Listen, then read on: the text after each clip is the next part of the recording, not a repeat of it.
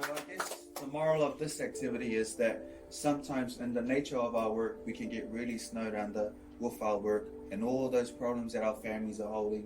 We start to take some of that home with us. We start to bottle that up and think, oh crap, there's no way out of this. Why is these kids suffering like this?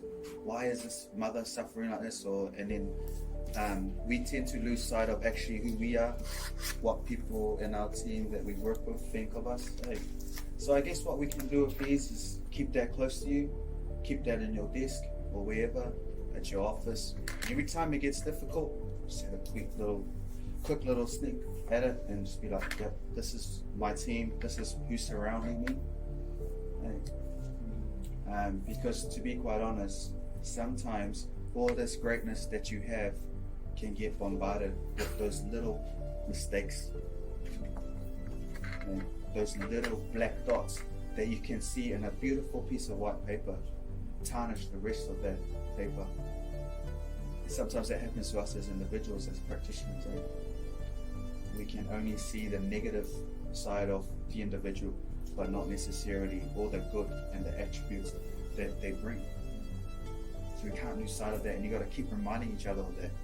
And that's why it's important as a supervisor as well, and as future supervisors, that we continue to do that. Remind each other of these attributes.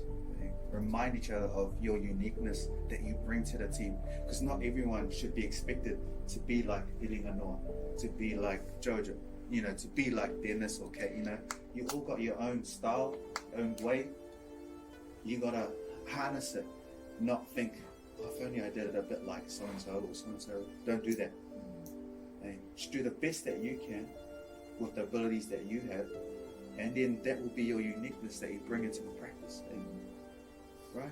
Yeah. So I think what we tend to do is the opposite of that. Because as human beings and as human nature, sometimes all we see is the flaws. You've been married to someone for like X amount of years, and by the time it's like 10 or 20 years in, you're like, oh, you're so useless. I tell you, but you tend to forget, about those qualities that actually what brought you guys together. Do you know what I mean? Yeah. Because all you're looking at now is just those flaws.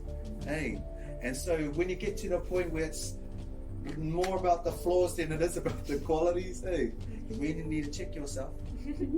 For real. Right. Yeah. You really need to check yourself and check the way that you're behaving.